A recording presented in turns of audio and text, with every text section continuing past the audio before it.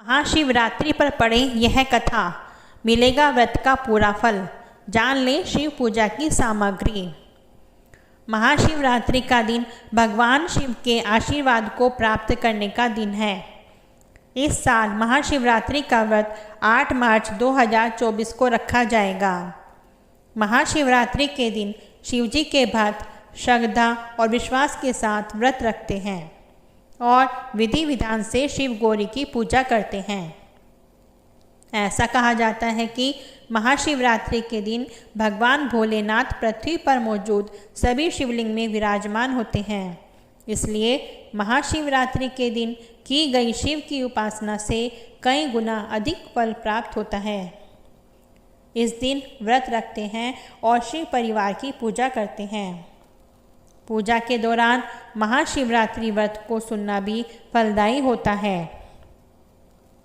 एक बार माता पार्वती ने भगवान शिव शंकर से पूछा कि आपकी कृपा पाने के लिए कौन सा सबसे सरल व्रत और पूजा है। तब भगवान भोलेनाथ ने माता पार्वती को शिवरात्रि व्रत की महिमा, व्रत और पूजा विधि बतलाई। उसके साथ ही उन्होंने महाशिवरात्रि व्रत की कथा भी सुनाई। महाशिवरात्रि व्रत की कथा। शिव पुराण की कथा के अनुसार एक गांव में एक शिकारी था जो पशुओं को शिकार करके अपना घर परिवार चलाता था।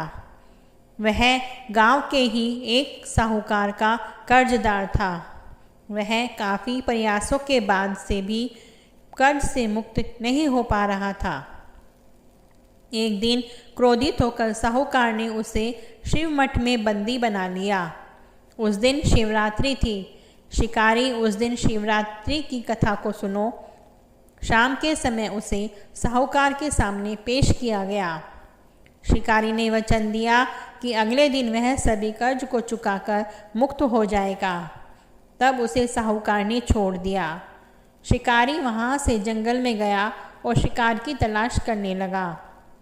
तब वह एक तालाब के किनारे पहुँचा।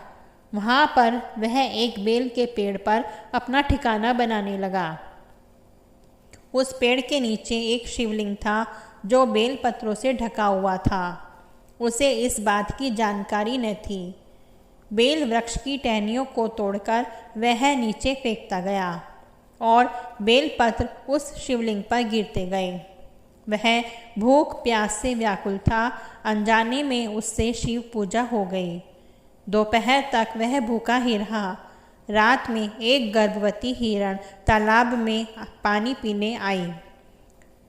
तभी शिकारी उसे मारने के लिए धनुष बाण तैयार कर लिया। उस हिरनी ने कहा कि वह बच्चे को जन्म देने वाली है।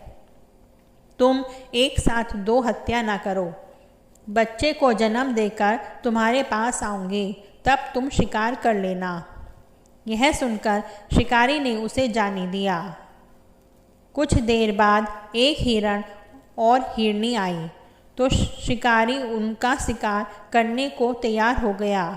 तब उस हिरनी ने कहा कि मैं अभी ऋतु से मुक्त हुई हूँ। वह अपने पति की तलाश कर रही है क्योंकि वह काम के वशीभूत है। वह जल्द ही पति से मिलने के बाद शिकार के लिए उपस्थित हो जाएगी। शिकारी ने उसे भी छोड़ दिया। देर रात तक एक हिरण अपने बच्चों के साथ उस तालाब के पास आया। शिकार एक एक साथ कई शिकार देखकर खुश हो गया। वह शिकार करने के लिए तैयार हो गया। तभी उस हिरण ने कहा कि वे अपने बच्चों के साथ इनके पिता की तलाश कर रही है।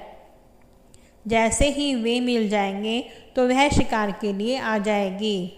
इस बार शिकारी ने उन्हें छोड़ना नहीं चाहता था, लेकिन उस हिरण ने शिकारी को उसके बच्चों का हवाला दिया तो उसने उसे जाने दिया। अब शिकारी बेल वृक्ष पर बैठकर बेलपत्र तोड़कर नीचे फेंकता जा रहा था। अब सुबह ही होने वाली थी। तभी वहाँ एक हिरण आया। शिकार उसे मारने के लिए तैयार था, लेकिन हिरण ने कहा कि इससे पहले 3 हिरण और उनके बच्चों को तुमने मारा है तो उसे भी मार दो। क्योंकि उनका वियोग सहन नहीं होगा। यदि उनको जीवन दान दिया है तो उसे भी छोड़ दो। परिवार से मिलकर तुम्हारे समक्ष उपस्थित हो जाऊंगा। रात भर उपवास, रात्रि जागरण और अनजाने में बेलपत्र से शिवलिंग की पूजा के प्रभाव से शिकारी दयालु हो गया था। उसने हिरण को भी जाने दिया। उसके मन में भक्ति की भावना प्रकट हो गई और वह पुराने कर्मों को सोचकर पश्चाताप करने लगा। तभी उसने देखा कि हिरण का पूरा परिवार शिकार के लिए उसके पास आ गया है। यह देखकर वह और करुणामय हो गया और रोने लगा। उस शिकारी ने हिरण परिवार को जीवन दान दे दिया और स्वयं हिंसा को छोड़कर दया के मार्ग पर चलने लगा। शिव कृपा से वह शिकारी तथा हिरण का परिवार मोक्ष को प्राप्त हुआ। भगवान शिव की पूजा में पूजन सामग्री की महत्वपूर्ण भूमिका है। वैसे तो भगवान शिव जल अर्पित कर देने से ही प्रसन्न हो जाते हैं। इस दिन महादेव शिव को प्रसन्न करने के लिए श्रद्धालु धूप, दीप, अक्षत, सफ़ेद चंदन, पान, सुपारी, लौंग, इलायची, दही, घी, शक्कर, शहद, फल, फूल, बेलपत्र, धतूरा, बेल, भांग, बेर, आम मंजरी, जौ की बालियाँ, तुलसी दल, गाय का कच्चा दूध, ईख का रस, गंगा जल, कपूर, मलयागिरी, चंदन, पंचमेवा, 5 रस, इत्र, गंध, रोली, मोली, जनेऊ, पंचमिष्ठान आदि पूजा सामग्री का प्रयोग करते हैं। लेकिन आप शिव पूजा के समय कुछ विशेष सामग्री अपनी मनोकामना के लिए चढ़ाते हैं तो वह जल्दी पूरी हो सकती है। जानते हैं कि महाशिवरात्रि पर पुत्र, धन संपत्ति, उत्तम सेहत, ग्रह दोष शांति के लिए शिवजी को पूजा में क्या चढ़ाना चाहिए। 1. यदि आप सुयोग्य पुत्र की कामना से महाशिवरात्रि का व्रत रखते हैं और शिवजी को प्रसन्न करना चाहते हैं तो पूजा के समय भोलेनाथ को गेहूं चढ़ाना चाहिए। ऐसा करने से पुत्र प्राप्ति का आशीर्वाद मिलता है। 2. यदि आपकी आर्थिक स्थिति अच्छी नहीं है, आप शिवरात्रि पर धन संपत्ति की प्राप्ति के लिए व्रत और पूजा करना चाहते हैं तो शिवजी को बिना टूटे हुए अक्षत चढ़ाएं। उनकी कृपा से आपकी मनोकामना पूर्ण होगी। 3. आपके परिवार में कलह है, सदस्यों के बीच तालमेल नहीं है तो आप महाशिवरात्रि के दिन पूजा के समय शिवजी को दही अर्पित करें। शिव आशीष से घर में सुख और शांति आएगी। 4. ग्रह दोष से पीड़ित हैं, उसके कारण आपका भाग्य उदय नहीं हो पा रहा है तो आप महाशिवरात्रि पर गंगा जल में साबुत अक्षत के 2 दाने डालकर शिवजी को अर्पित कर दें। सभी ग्रह शांत हो जाएंगे। 5. यदि आपको मोक्ष की चाह है, सांसारिक बंधनों से मुक्ति चाहते हैं तो महाशिवरात्रि के दिन शिवजी को मदार पुष्प अर्पित करें। जन्म और मरण के बंधन से मुक्ति मिल जाएगी। 6.